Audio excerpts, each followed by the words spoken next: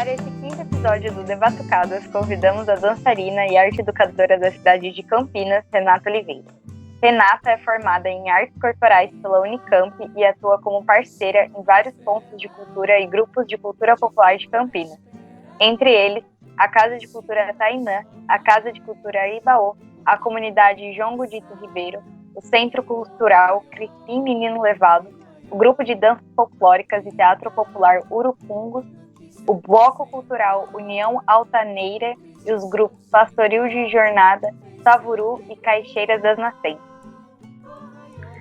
Renata teve seu primeiro contato com as manifestações culturais afro-brasileiras em um curso de extensão no Instituto de Artes da Unicamp, ministrado pela artista plástica e folclorista Raquel Trindade.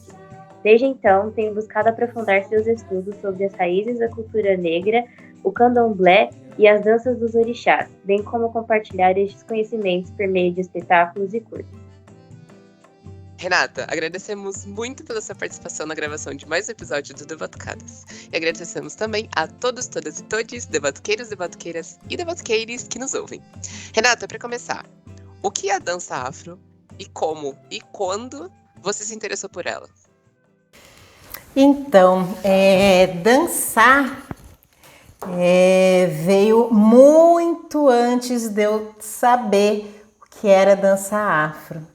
Então, começou essa minha jornada quando eu tinha 6 para 7 anos com uma pergunta do meu pai. Vocês não vão saber, lógico, né, que nas aberturas do Fantástico antes tinha as bailarinas, né, que dançavam, né, faziam toda uma performance artística, né, para começar o programa. Aí a gente estava assistindo, né, um domingo à noite, eu, né, vi, né, a abertura do Fantástico e meu pai falou: "Ah, você não quer dançar igual as bailarinas do Fantástico, né?" Aí eu olhei, né, aquelas, né, moças super bonitas, colocando a perna lá na orelha. Eu falei: "Uia, eu quero, né?" Aí ele falou: pediu para minha mãe me matricular numa academia de balé, né, a princípio, no bairro onde eu morava, que era o São Bernardo, aqui em Campinas, né? Aliás, eu nasci nesse bairro, né, e fiquei nele até os 10 anos de idade, então tem uma história, né, muito marcante aí com São Bernardo, que é inclusive, antes, né, hoje você tem outros territórios, mas o São Bernardo era o maior bairro de Campinas com uma maior concentração de negros, né, então era um bairro negro na época, né. Então eu falei: eu quero, né? Então minha mãe me matriculou e eu comecei a ter contato primeiramente com o balé clássico, o sapateado, o jazz, né? Mais pra frente o neoclássico. E aí passei por essa academia lá do São Bernardo, né? E depois fui para uma outra academia que ficava no Castelo, né? E aí dancei nas pontas e tinha todo esse referencial das danças eurocêntricas, né? Das danças de matriz europeia, né? E a partir do balé clássico várias outras danças, né, surgem daí, né? Mas o meu contato primeiro foi com essas duas academias. Aí, adolescente já, eu fui fazer um curso de teatro no Sindicato dos Bancários, né, no centro de Campinas. E aí fiquei acho que um ano e meio cursando, né, esse curso, que me abriu, várias possibilidades, né? Eu era uma pessoinha, né, tímida, né, não gostava de falar muito. Então o teatro foi uma possibilidade para que eu me expressasse mais, né? E aí agregando isso com uma experiência de dança que eu tinha antes com essas duas academias, né? Aí o curso se findou, tipo, nossa, acabou o curso, né? O que a gente pode fazer para dar uma continuidade, né? Eu quero, né, fazer teatro, adorei. Aí um dos professores falou assim: olha, tá tendo na Unicamp na Faculdade de Artes Cênicas, né, no Instituto de Artes, um curso de extensão que está abordando as danças dramáticas e religiosas do Brasil. Eu falei, eu quero, né? Quero experimentar isso. E aí eu chego lá e dou de cara com a Raquel Trindade, né? Que vocês citaram o nome dela, inclusive, no começo da entrevista, né? No currículo. E Raquel Trindade, quando eu conheci a Raquel Trindade, foi, na verdade, um divisor de águas, né? E vocês vão entender o porquê. Raquel Trindade, ela é filha de Solano Trindade e Margarida da Trindade. Solano Trindade é um poeta, né, negro de Pernambuco e super engajado nas causas sociais, nas causas, né, antirracistas. A Margarida Trindade, ela era, né, terapeuta ocupacional. E eles fizeram uma pesquisa gigantesca em torno das danças populares e das danças afro-brasileiras. Então, o jongo, o coco, o maracatu, o samba de roda, o lundu, o bumba meu boi, guerreiros de Alagoas. E pesquisaram e viajaram o Brasil inteiro, divulgando toda essa cultura. E aí, depois de um tempo, foram para o exterior, voltaram. E aí, depois de um tempo, eles se estabeleceram em Embu das Artes. É uma cidadezinha perto de São Paulo, linda, histórica. E lá, eles fundaram o Teatro Popular Solano Trindade. Solano, né, veio a falecer, Margarida da Trindade também. E quem ficou responsável por esse legado foi a filha, Raquel Trindade. E em 1989, ela foi convidada pelo Instituto de Artes, né, via Artes Cênicas, a dar um curso na graduação. E aí, nessa graduação, ela falou, caramba, e a Raquel, ela é negra, né? Ela é negra, retinta, assim como o Solano, como Margarida. E aí você geralmente vai nos espaços, você também quer se sentir representado, você também quer se sentir em casa. E não foi isso que aconteceu. Aí ela perguntou assim, mas para coordenação, mas por que eu tô vendo apenas um negro aqui, né, no curso de graduação, sendo que o conteúdo que eu dou é para minha gente, né, para minha gente afrodescendente, para minha gente preta, né, digamos assim. E aí, Solano tem uma frase muito emblemática, né, que é pesquisar na fonte de origem e devolver ao povo em forma de arte, né? Então, povo, diga-se de passagem, não é a elite, né? E não é a elite que geralmente adentra as universidades. Então, ela já teve essa sacada, falou com o reitor, e aí dessa conversa abriu-se esse curso de extensão que eu falei para vocês, de danças dramáticas, né, populares e religiosas do Brasil, que eu pude fazer parte em 1989. Né? Aí esse curso foi aberto para a comunidade em geral da Unicamp, para quem trabalhava dentro da Unicamp, e a gente sabe que a população negra, ela não está nos cargos de chefia, não está nos cargos de professor universitário, né?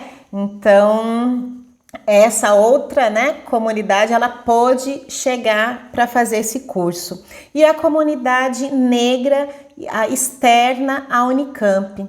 E isso foi um marco, né? A gente falou que essa questão das cotas, ela iniciou-se com Raquel Trindade, com esse curso.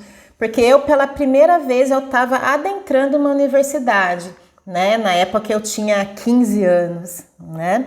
E aí, desse curso de extensão, né, a minha mente fez puff, né? Praticamente bugou, né? Porque você vê uma movimentação de corpos mais livres, mais soltos, mais ritmados. Eu nunca tinha visto uma percussão ao vivo, né? De tambores e vários sons distintos ao mesmo tempo. E um universo de danças assim que diferem, né? E são muito opostas, por exemplo, das danças eurocentradas que eu comecei a fazer, né? Então você vê uma questão mais do coletivo, mais da irmandade. São danças que não partem de uma sociedade privilegiada. Não, essas danças são feitas por pessoas humildes, pobres, na sua maioria negras, que moram em comunidade, né, que tem um senso de grupo muito grande. E aí, desse curso, aí surgiu o grupo Urucungos, Puitas e Quijengues, que são 3 nomes de instrumentos de origem banto. O urucungus é um berimbau, né? Um berimbau com uma cabaça grande, ele é bem arcaico mesmo, bem artesanal.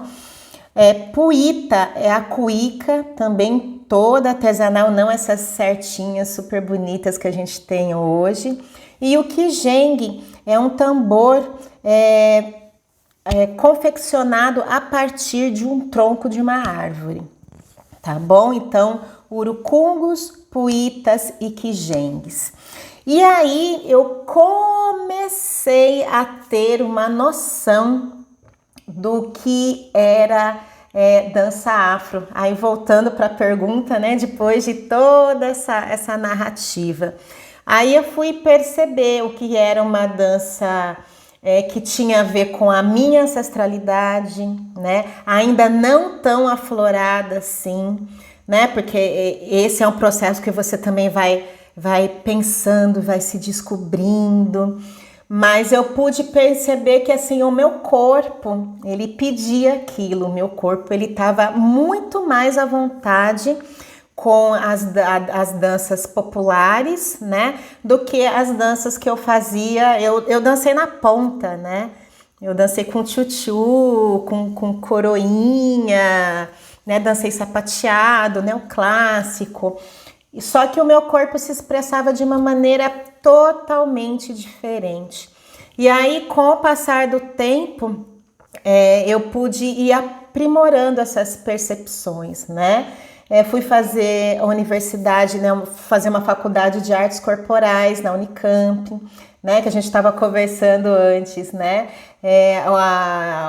O meu foco, aliás, o foco dos meus pais, né? Era para que eu fizesse medicina ou fizesse qualquer outra coisa que desse dinheiro, que te desse um retorno financeiro, né? Que não tivesse preocupação. E só até eu chegar na faculdade, eu já tinha tido muitas experiências marcantes que me marcaram, né? Do corpo, o meu jeito de ser. Raquel Trindade mesmo, Curucungos, foi um divisor de água. E aí, chegando na universidade, eu falei, não, é isso que eu quero fazer, né? Aí chegou lá na opção, né? Super nervosa. Falei, não, vamos lá, vamos enfrentar. É isso que você gosta? É isso que te faz sentir viva? Então, vamos lá. Marquei para dança, né? Aí, segunda opção, eu marquei para pedagogia e terceira, geografia, né? Que são 3 coisas que eu gosto muito. E aí, fui lá prestar dança, aprimorar, né? Conhecimento, aprimorar a minha percepção, né, enquanto arte educadora, bailarina, né, enfim. E aí hoje eu posso falar que, por exemplo, dança é o que eu sou no mundo. Quando eu danço, as pessoas sabem quem eu sou, né? As pessoas sabem a que veio a Renata, o que a Renata sente, né? Dançando as pessoas veem claramente, né? Se eu tô amando, se eu tô sentindo raiva, porque a gente sente raiva também, né? E quem é a Renata de fato. E dança para mim é prece, né? Para mim, assim, enquanto eu tô dançando, eu tô me enchendo de esperanças, né? Eu tô aliviando essa carga do dia a dia que a gente, né, sabe que a gente tem. Acho que vocês ainda estão, né, começando a desbravar o mundo, né? A gente que já tem o lombinho aqui, a gente sabe o quanto que é importante, por exemplo, a gente se definir no mundo perante ao que a gente faz. Então, dança para mim é tudo isso e mais um pouco que aí no decorrer da conversa a gente pode ir aprofundando mais. Mas é isso, Raquel Trindade foi um divisor de águas para mim. Né? Era a dança antes de Raquel Trindade, né? Num corpo, né? Que se limitava muito, e uma dança de pós Raquel Trindade, que é um corpo e uma pessoa que vai se descobrindo a cada dia mais, a cada vez que dança. Os conhecimentos de dança e outros conhecimentos tradicionais afro-brasileiros fazem parte da sua herança familiar, Renata? E como você enxerga a abertura das novas gerações para esses conhecimentos? Quando eu era criança, eu passava a minha infância em Casa Branca. Casa Branca é interior de São Paulo, perto de Mococa, Aguaí, para aqueles lados ali, uma região muito bonita. Casa Branca, eu trago até hoje memórias afetivas muito fortes, e eu tive a oportunidade de vivenciar na cidade a organização, né, durante o ano e durante o carnaval de uma escola de samba. Então eram amigos, a família era amiga do meu pai, da minha mãe, eram conhecidos ali dos meus avós, né, dentro da cidade. E eles tinham uma escola de samba, então eu via o pessoal, né, organizando dança, organizando as alas, as roupas, né, a confecção das roupas. E aí sempre ficou o convite, né, da gente descer no carnaval a avenida, mas a gente conseguiu descer uma vez só, eu era criança, né? E eu lembro que nessa convivência, né, com essa família, com os integrantes das escolas de samba, a gente tinha muito dessas vivências, né, que a cultura afro nos permite ter em termos de religiosidade também. Por exemplo, foi ali no quintal, né, da Dona Tina com a Dona Vera, que eu aprendi tentei, né, aprender a sambar, né, a moça, né, e eu era pequena, tinha o quê, uns 7, 8 anos, né, aí eu lembro, você vai com o pezinho pra cá, vai com o pezinho pra lá, né, vai devagar, vai mexendo o bumbum, né, eu lembro desse carinho, né, deles me fazendo, né, me ensinando, né, a sambar. E aí tinha outros fatos, né, que vinham, que a gente vê claramente, né, dentro da cultura afro-brasileira. Ela tinha um oratório, né, um altarzinho, e no quintal, debaixo de uma árvore. E aí a santinha, né, sempre fica virada de frente, né? Aí de repente a Vera olhou assim. A Dona Tina já faleceu, a Vera ainda, ela é viva, né? Eu tenho contato com ela ainda. Aí ela olhou assim para a santinha estava de costas, né? Aí ela falou, nossa, valei-me Deus, que uma morte tá para chegar. Então você vai tendo todas essas informações. Aí você fala, então o santinho dentro do altar, quando ele fica virado de costas, né? É porque alguém vai morrer. De fato, depois de 2 ou 3 dias, né, a gente soube da notícia que alguém de uma família de amigos, né, veio a falecer. Nessa coisa de varrer o quintal, né, ou quando você quer que a visita vá embora, coloca a vassoura, né, atrás da porta. Minha avó tinha um quintal enorme, enorme. E aí ela falava, a gente passava as tardes inteiras em cima da jabuticabeira, né? Aí quando ia anoitecendo, né, a gente estava brincando ali, hora de tomar banho, porque senão daqui a pouquinho o Saci vem te pegar, né? Então, todas essas coisas. E a minha mãe, dando um parênteses, minha mãe, ela jura de pé junto que ela já viu Saci. Né, entrando, né, nessa coisa do imaginário popular, né? Que ela era pequena, ela foi pegar lenha, né, numa mata que tinha ali perto, em Casa Branca também. E aí ela pegando os gravetos de lenha, daqui a pouco na frente dela aparece um menino, né, com capuz de uma perna só, que só dava para ver os dentes, né, do Saci, né, de tão retinto que ele era, os dentões brancos, né. Aí, ô menina, minha mãe falando, né, você não tem um pito aí para me dar? Um pito que é o cachimbo, né, ou o fumo, né. Você não tem um pito aí para eu colocar no meu cachimbo, né? Nossa, que aí minha mãe olhou aquilo, né? As pernas começaram a tremer, né? Jogou a lenha e saiu correndo. Então, eu tenho várias lembranças, né? Umas memórias afetivas ligadas à cultura afro-brasileira, partindo daí, né? Aí, com Urucungos, isso veio muito forte. Porque aí a gente começou, aí eu saí do mundo das academias, os festivais, e ia mesmo para festa de São Benedito, encontro de cultura popular na cidadezinha tal. E aí você tinha realmente contato com a raiz mesmo, né, dessas pessoas que fazem a cultura ainda, né, que fazem a cultura, né, a base disso tudo.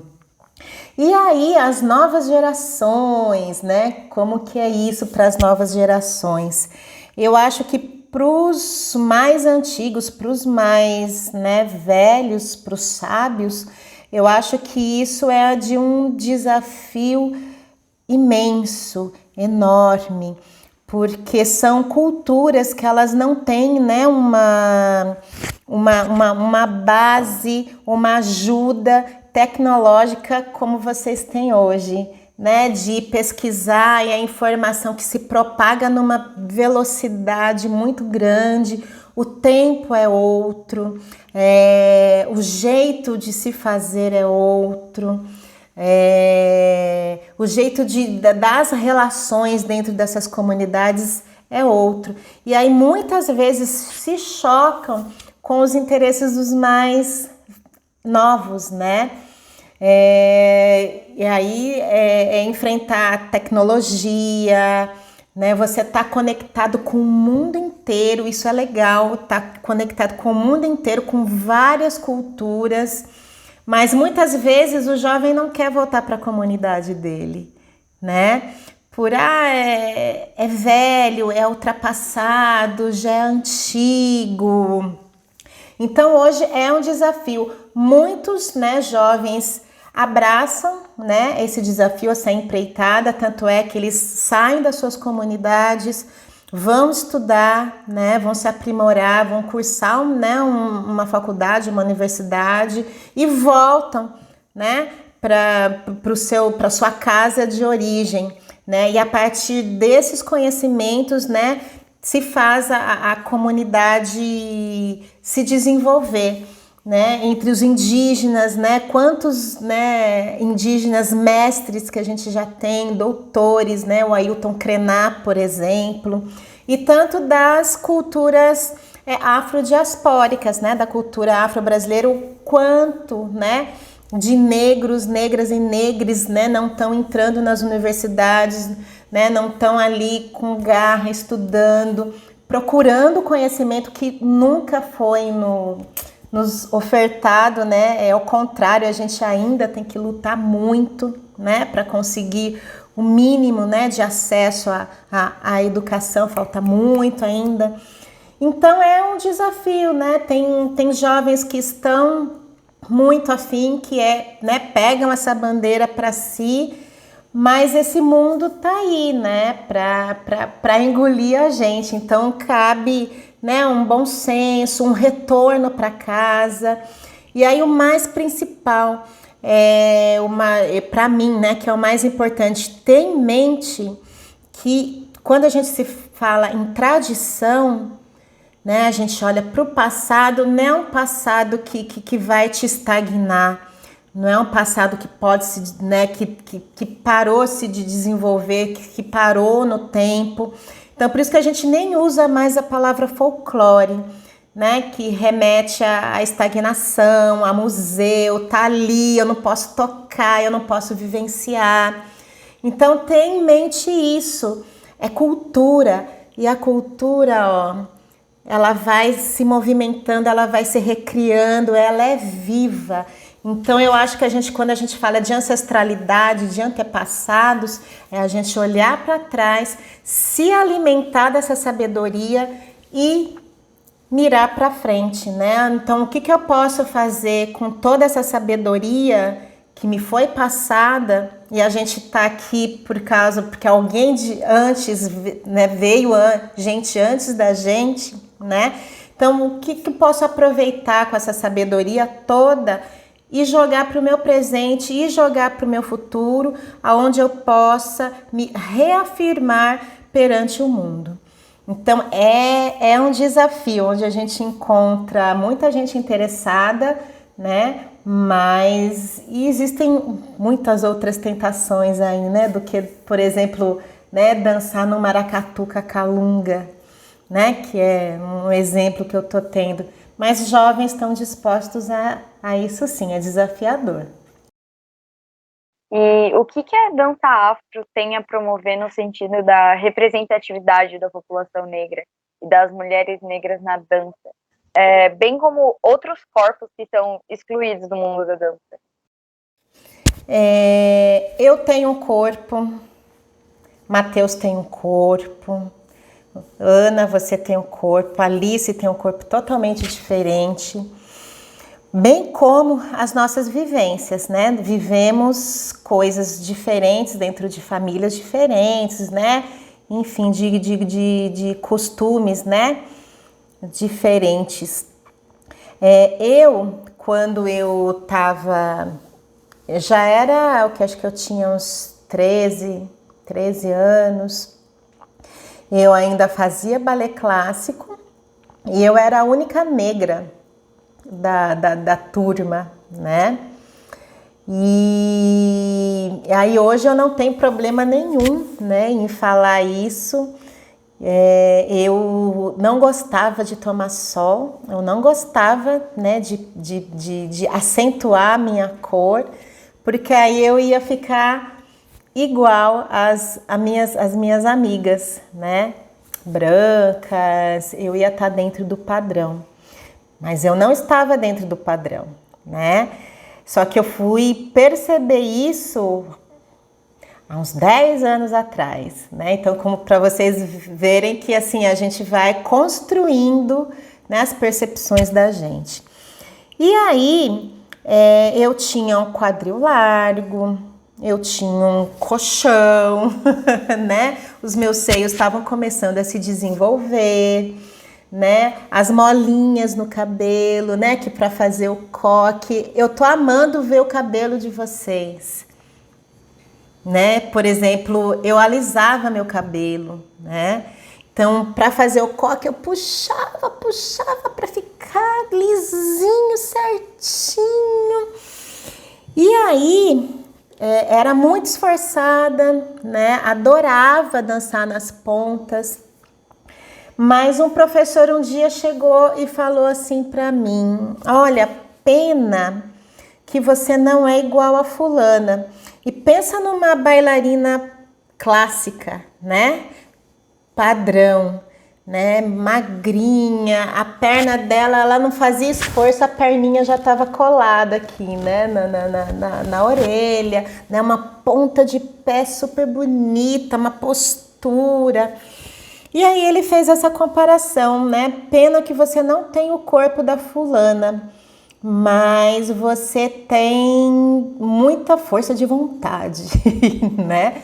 E aí, na época, eu não tive, né, condições de assimilar isso. E fui nesse processo de me perceber, de me auto-perceber, de me valorizar e de fazer as críticas e as comparações mesmo.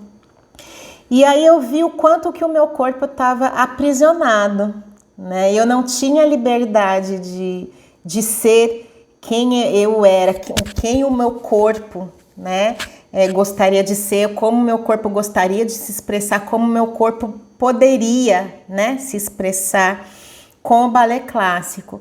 Né, para vocês terem noção, as meninas, para terem uma abertura zero, né, para ter a perna alta, o espacate, né, com facilidade, tinham cirurgias que você dava choquinho na região do quadril, ou cortava não sei o que lá, ou algum tendão, não sei, para a pessoa poder ter a abertura ideal para o balé clássico.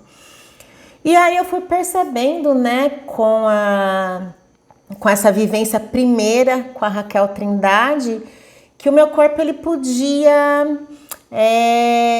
se expressar com mais força, com mais beleza. E aí você vai tirando as camadas, né? Tem uma amiga que fala as camadas da cebola, né? Então, cada camada da cebola que você vai tirando, você vai se autoconhecendo mais.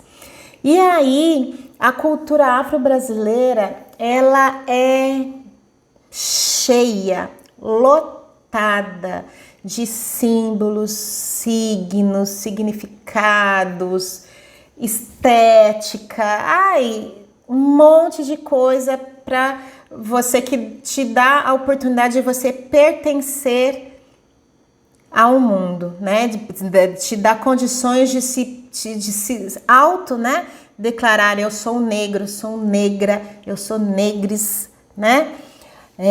Então, eu acho que a dança afro, ela traz isso, né? Um poder, né?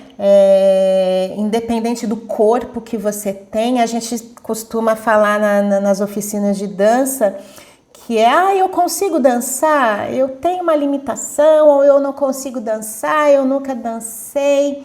Venha, né? Não é, eu acredito muito nisso, não tem, eu não sei dançar, eu não consigo dançar. Então, as pessoas que chegam até as nossas oficinas de dança afro, elas, né, vêm com certo receio e você só estende a mão. Vamos tentar, né? Que tal você tomar coragem e tentar fazer algo por você, pelo seu corpo, pela sua identidade? E aí, a partir, né, dentro da dança afro, a gente vai dando elementos para essas pessoas se descobrirem, né? E para elas se libertarem. Olha, não tem certo, não tem errado, né? É o seu corpo, é o seu jeito de dançar. O que importa é você se sentir bem com a sua dança, né? Então, nesse sentido, a dança afro, né? Ela dá uma base assim potente, né? Para que as pessoas elas se reconheçam, né? E voltem, né, a entrar em contato com a sua ancestralidade. E não necessariamente a ancestralidade negra, né? Que, por exemplo, né, eu faço parte. E cada um tem a sua ancestralidade, como eu falei aqui, cada um tem uma vivência, né? Então, a dança afro, ela faz essa ponte, né? Da onde eu vim, né?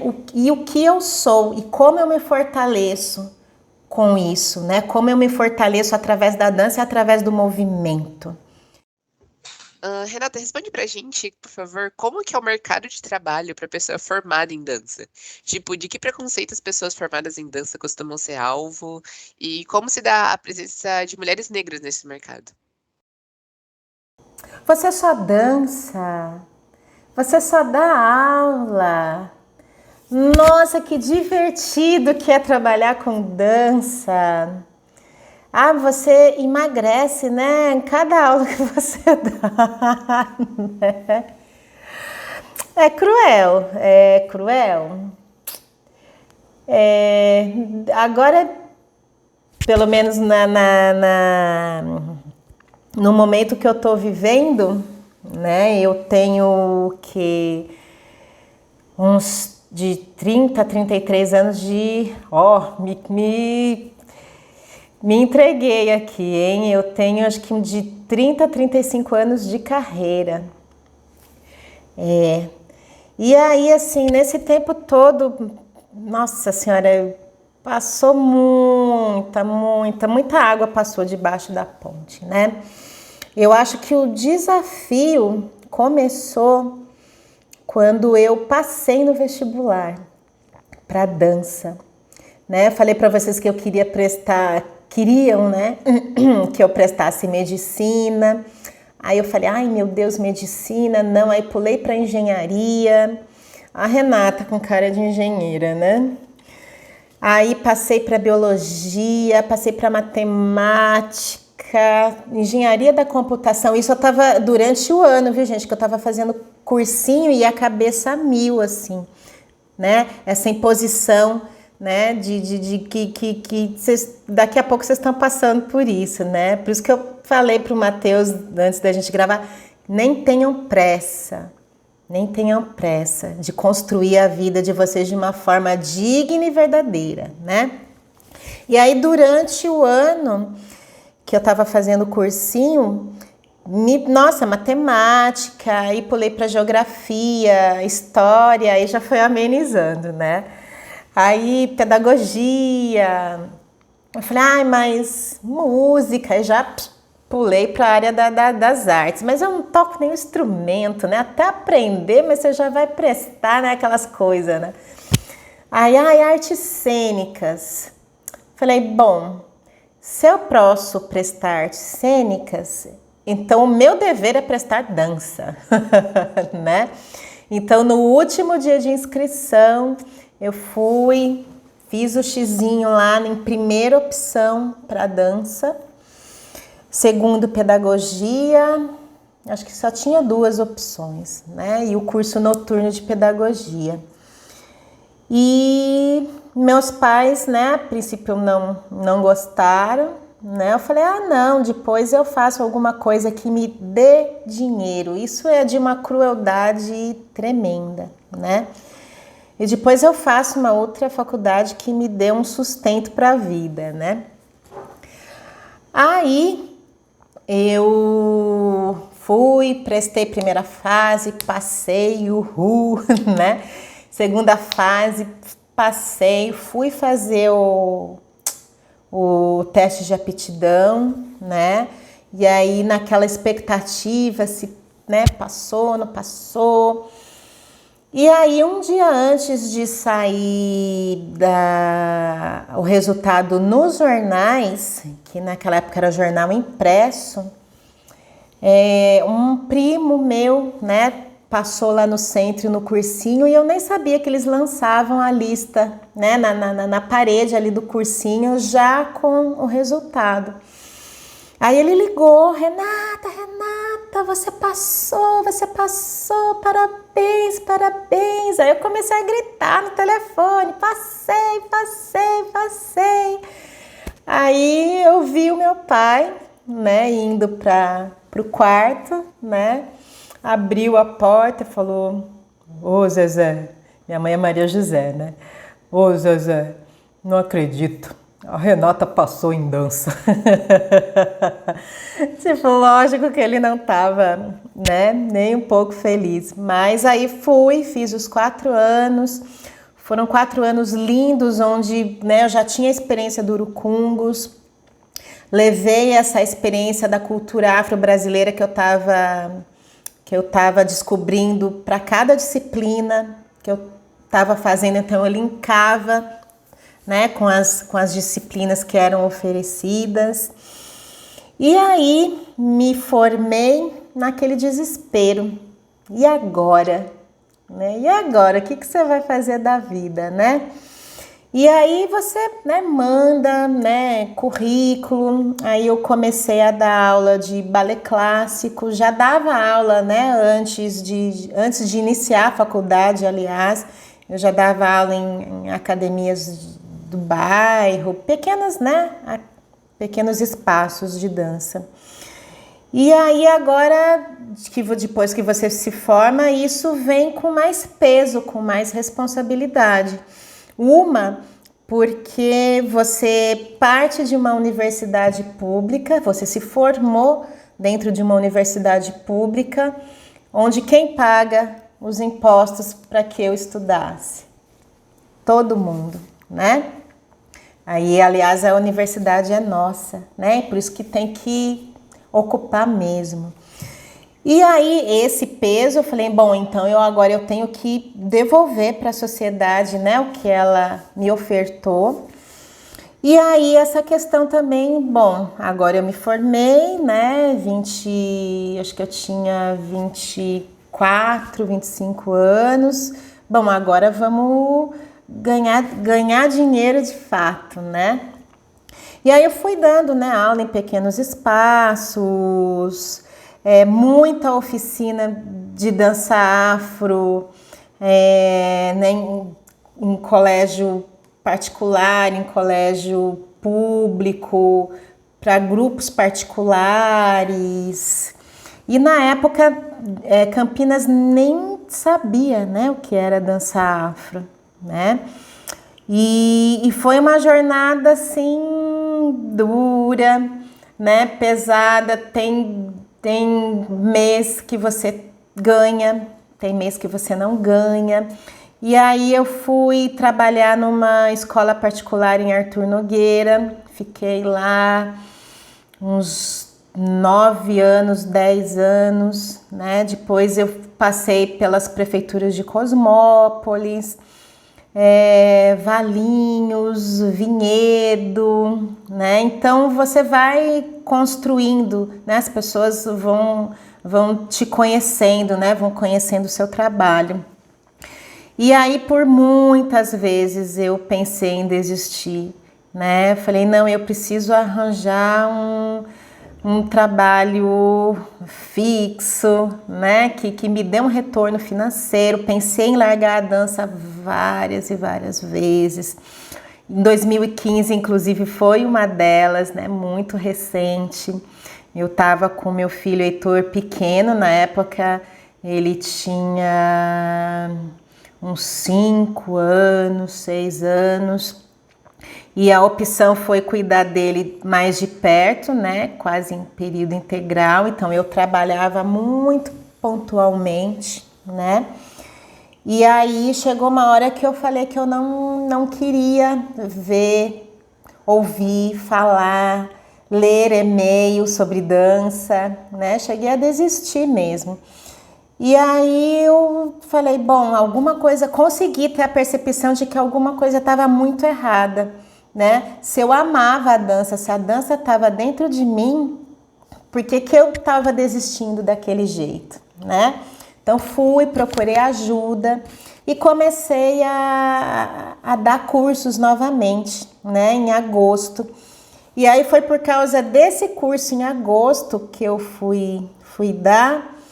E aí o feedback das pessoas em como elas se sentiam dançando dentro da oficina de dança afro me deu um chacoalhão assim, tipo, acorda, né? olha o que você tem a oferecer para as pessoas, né? Olha o que você está deixando de se oferecer, já que você ama, né? Então, e você, né, dá isso para as pessoas e faz bem para você. Então, vamos lá, né? Recomeçar, né? Levantar a cabeça e vamos lá.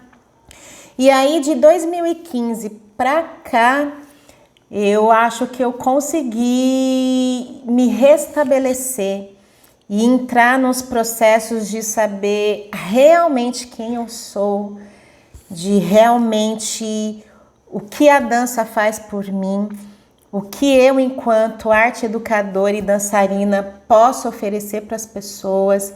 Então você vai se conectando. Lembra, a gente conversou de ancestralidade, de conexão através da dança. Então tudo isso eu fui, né, pensando, remoendo tudo aqui dentro e colocando isso para fora através do corpo, porque corpo é canal, né? É a cultura, né, aflorando aí, né?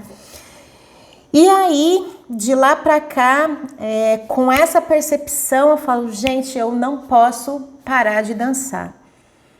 Eu não posso, por mim, eu não posso parar de dançar. E aí, em 2016, a gente ganhou um FIC, que é o Fundo de Investimento Cultural de Campinas, para estar fazendo o espetáculo Saias, que o professor Henrique faz parte, tocando poderosamente. Estreamos em 2018. E o Saias cantando, dançando e expressando a força do feminino nas manifestações afro-brasileiras. E aí você percebe que não é só dança, né? Você vai percebendo, né, nos estudos, nas percepções, nas vivências, que não é só dança, né? Vai além, né, do corpo se movimentando, né? São todas essas conexões. Agora eu me descobri, agora eu estou me reafirmando perante o mundo, é diferente, né? E aí, hoje, né, por causa dessa dura persistência aí, eu, né, me considero que eu estou num momento ótimo, acho que eu nunca estive tão bem assim com a minha carreira. Não pretendo ficar rico, a gente não consegue ficar rico com dança, com arte. A gente faz porque a gente é teimoso mesmo, porque ama. Hoje eu posso falar que assim, o trabalho, né, que eu faço com dança afro junto, né, com um coletivo, isso é importante. A gente passa a perceber que não faz sentido estarmos só. Né, o trabalho só avança e ganha força a partir do momento que eu pego na mão do outro, na mão de outros, né, e a gente vai. Então hoje, assim, eu acho que Campinas, né, ela tem essa questão da dança afro consolidada, né, lógico, junto com outros grupos, outras pessoas, que faz tempo, né, que a gente persistiu, tá na batalha, né? A gente perde muito, a gente deixa de pagar boleto, mas se eu desistir, né? Eu faço sempre essa pergunta para mim: se eu desistir, o que eu vou fazer?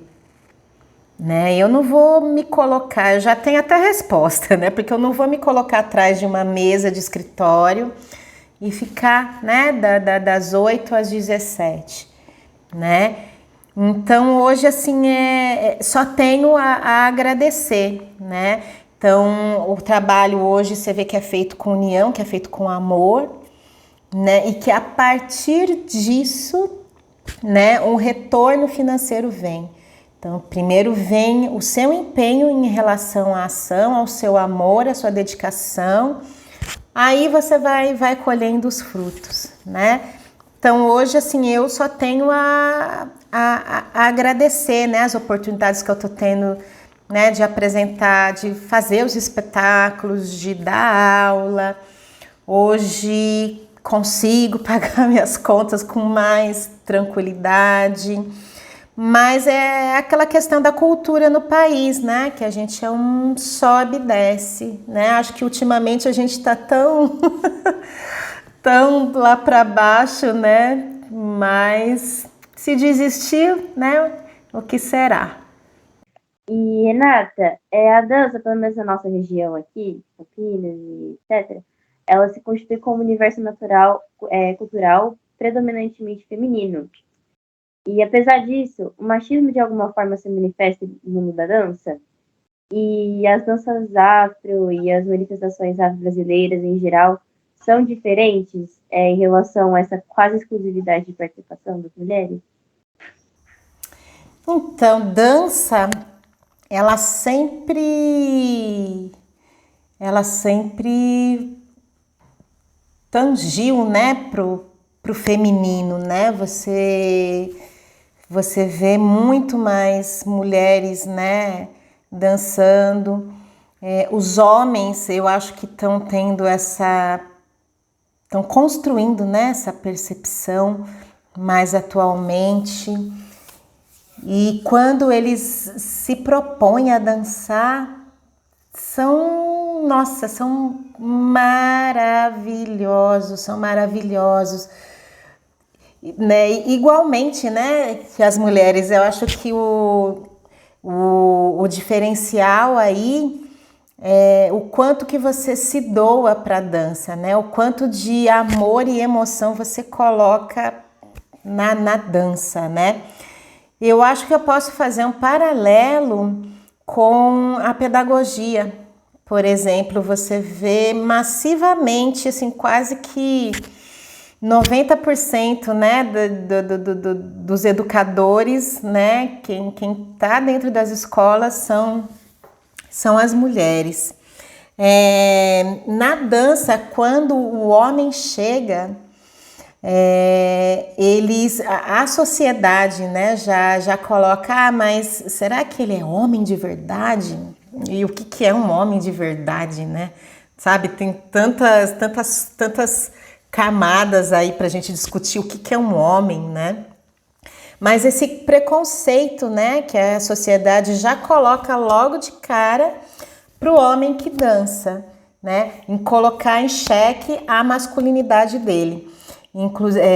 Masculinidade que eu falo de ser forte, de encarar tudo com violência, né? Não com um diálogo, né, aprimorado, de escuta, né? E se a gente for entrar nessa questão, a gente vai até amanhã discutindo só isso, né?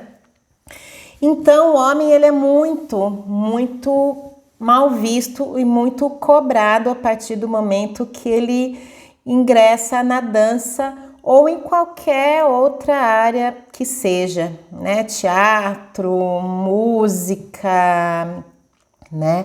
Mas a mulher, só que agora eu vou falar em termos de mulher e mulher negra, que é o meu caso, né? E tá mais do que evidente, mais do que discutido todos os dias, todos os santos dias, há milênios, que o corpo da mulher, ele sofre violência de todos os jeitos, né?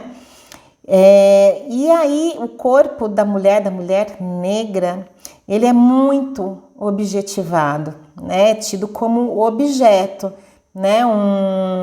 Uma visão de prazer carnal apenas, né? A mulher, por exemplo, a mulher que samba, né?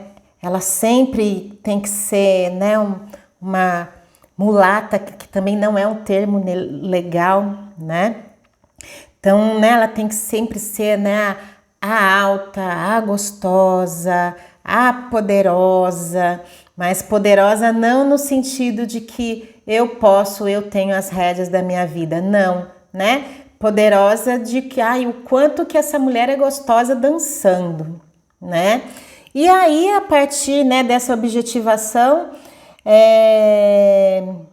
a gente sabe que boas coisas, né, não surgem daí. A mulher é mal valorizada, é mal vista, é menosprezada, né? Ela só tem o valor enquanto satisfação de prazer e de prazer carnal.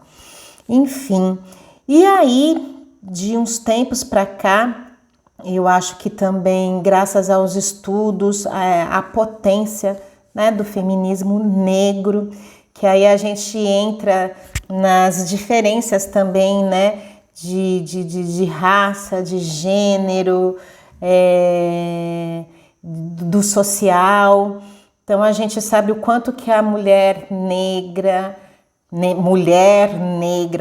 pobre, periférica, ela está muito, muito, muito mais suscetível, né, a muitas violências aí, né, patrimonial, violência sexual, enfim.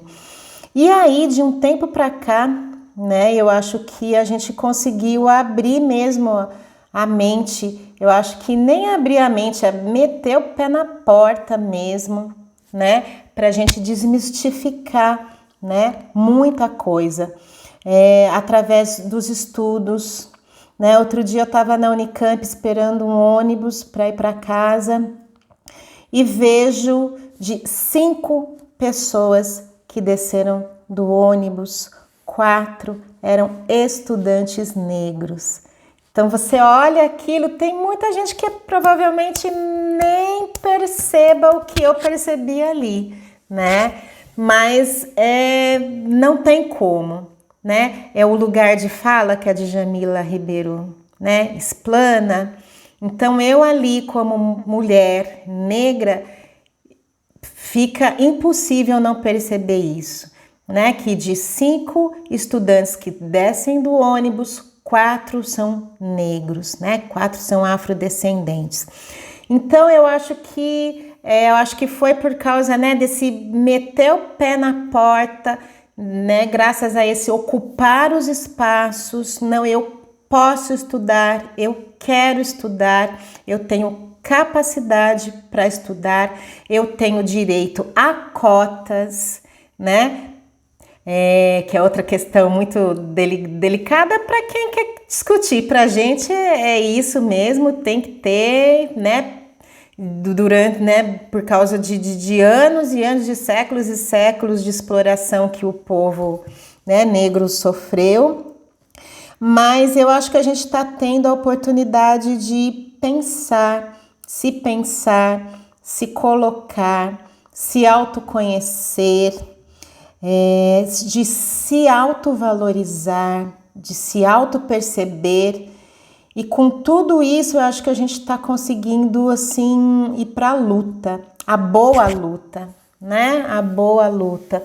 E aí, quando eu falo de boa luta, por exemplo, eu espero que vocês tenham a oportunidade de assistir o Saias. São 5 mulheres negras em cena, falando do poder da cultura afro-brasileira pela mão, pelo corpo, pelo pensamento, pela emoção dessas mulheres negras. Quem vê a gente pela primeira vez, né, a gente usa um colanzinho da cor da pele grudado, porque a gente vai trocando de figurino ao longo do espetáculo. Quem vê de fora, a gente já teve vivência sobre isso, fala, nossa senhora, quanta menina gostosa, desculpa a palavra, né, boa de corpo dançando.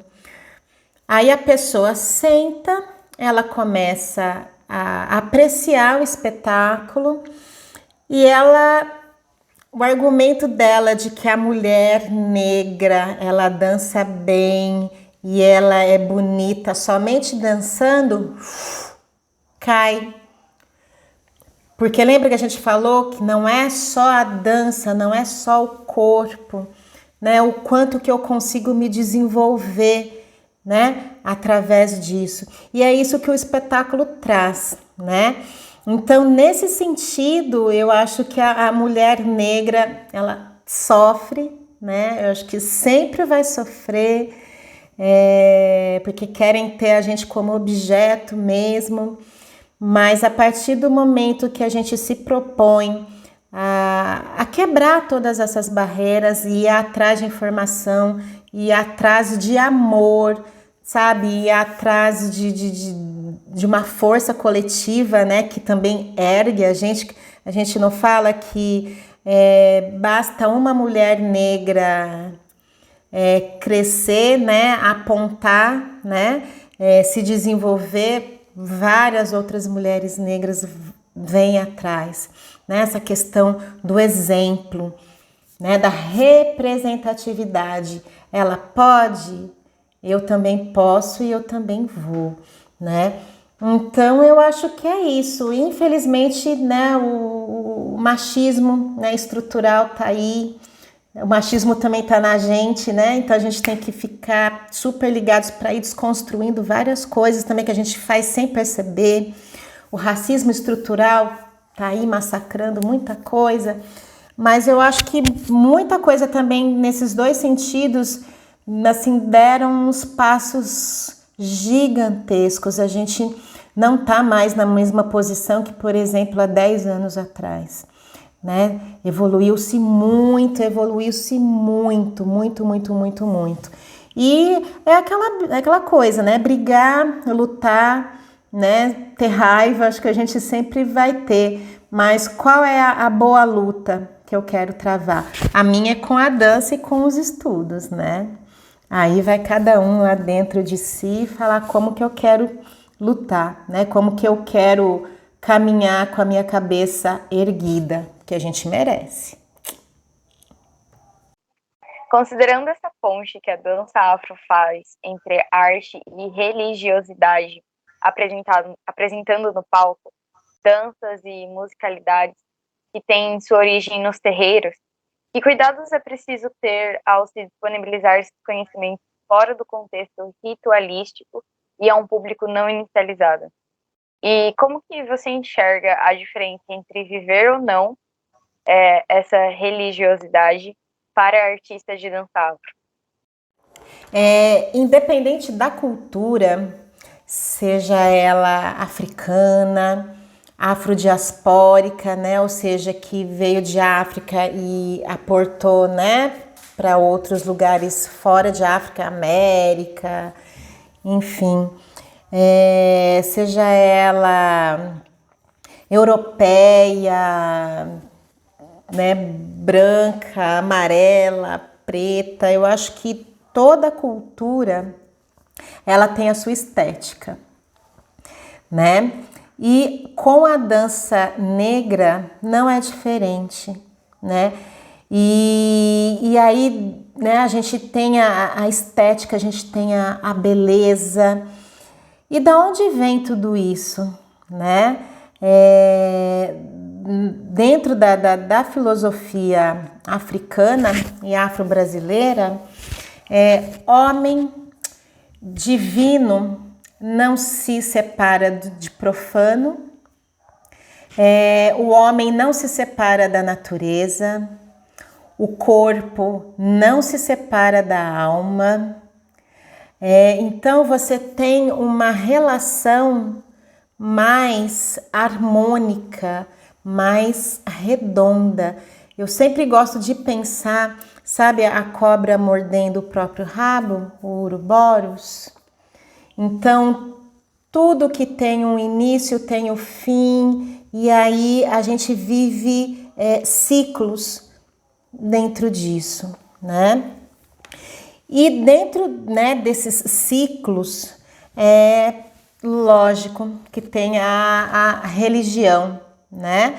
A religião, né, como o religar e o que me liga a Deus, né? E a religiosidade, como eu me expresso, né, para perceber esse Deus ou esses deuses, no caso da cultura africana e da afro-brasileira. E a partir de todas essas relações, né, fica impossível, né, eu separar, colocar numa dicotomia, né, dicotomia que eu falo bem, mal, baixo, cima, céu, inferno, não, né? Na cultura afro-brasileira e na cultura africana, ela tá tudo isso tá no mesmo cosmos, né? Numa mesma relação, e essa relação se faz. Tanto é, agora, quando a gente está numa aula de dança afro, imaginem a mão do percussionista no coro do tambor. É um universo. Só isso, só a mão em contato com o coro já é um universo, né? O corpo da dançarina ou do dançarino ou da pessoa que está ali vivenciando o seu corpo através da dança já é um outro universo, né? E aí, na aula de dança afro, esses dois universos se confluem, né? Então você tem, né, a musicalidade, a dança, né? E tudo isso dentro de uma estética que tenha a dança afro. E dentro dessa estética, eu não posso deixar de negar da onde ela vem, né? Por exemplo, a gente tem um curso, né, uma oficina de dança dos orixás. Orixás, né? Eu vou falar, ori é cabeça e chá é força, né? Então a força que emana da cabeça. E essas forças, elas são representadas por elementos da natureza. Então você tem a força do vento, a força do raio, a força da tempestade, a força das folhas, a força da mata, das cachoeiras, das pedras, da lama, das doenças, da vida. Então, eu não posso desvincular essa musicalidade, essa corporeidade da onde ela vem, porque tá tudo junto. Mas dentro de uma aula de dança, você acolhe pessoas das mais variadas crenças, etnias, raças, gêneros, classe social. E como lidar, né, com tudo isso? Eu acho que trabalhando a estética, falando da onde vem, né? Por exemplo, Oxum é a divindade das águas doces, das cachoeiras, a mulher, né, responsável pelo maternar, pelo amor próprio, pela riqueza, pela boa comunicação. Então, eu tento levar todos esses simbolismos, né, todos esses sentidos, essas relações, para a pessoa através da dança, né, através dos movimentos fazendo sentido. Por exemplo, olha para o espelho, né? Quem você se vê no espelho, como você se vê no espelho, o que você sente ao se ver no espelho, né? Qual é a sua sensação ao dançar se olhando no espelho? E esse movimento de se olhar e se arrumar no espelho é da orixá Oxum. Mas eu trouxe todos esses elementos estéticos e corporais e de percepção sensorial sem falar uma palavra de quem era Oxum, que é um orixá, né? Então, o que você sente ao olhar para o espelho? Quem você vê, né, ao olhar no espelho? E eu não estou falando em religiosidade, eu não estou, né, colocando religião no meio. Então, a arte ela faz, né, essa ponte do ser humano, né, olhar para si, se compreender e jogar isso para fora, né, de uma boa maneira, né, ou com amorosidade, ou querendo, como que eu vou falar, ou querendo discutir, né, alguma coisa. Então é isso, então eu trabalho a estética, né, da arte, dando sentido para quem está fazendo. Então, muito obrigada por compartilhar com a gente um pouco da sua luta, da sua experiência. Foi uma experiência muito boa para nós. E com isso nós chegamos ao fim do 5º episódio maravilhoso do Debatucadas, com a nossa convidada Renata Oliveira. E nós somos muito gratos pela oportunidade que tivemos de poder entrevistar você aqui hoje. Eu quero agradecer o Matheus, eu quero agradecer a Ana, quero agradecer a Alice, quero agradecer o Henrique, né? A esse coletivo maravilhoso de estudos que vocês, né, levam aí, super importante. E eu que agradeço, né, a oportunidade de estar conversando aqui com vocês, de estar falando um pouco da minha trajetória. E é isso, né? Eu acho que cada vez que a gente fala um pouquinho da gente, a gente se descobre mais um pouquinho, né? E eu agradeço por isso, viu? Obrigada, gente! Eu também queria agradecer a Renata, ao Henrique, a Alice, ao Matheus. E essa conversa me ensinou muitas coisas. E eu sou muito grata por isso. Obrigada, gente, pela conversa de hoje. Bom, então é isso. Também gostei muito do episódio de hoje. Foi uma conversa muito leve, cheia de cultura, cheia de ensinamento, cheia de vivências da Renata, que é essa pessoa incrível, super inteligente, super cheia de si, bola pra frente, enfim. Obrigada, Renata, por ter passado esse tempinho com a gente, ter disposto do seu tempo. A gente agradece muito, muito, muito. Foi um episódio muito bom e muito rico de muito conhecimento. Agradeço também a Maluf, que é a minha parceira, juntamente com a Alice agora. Bem-vinda, Alice. E ao professor Henrique, por ter dado toda essa ajuda na nossa produção desse novo episódio. É isso. Tchau, gente. Beijo. Boa noite.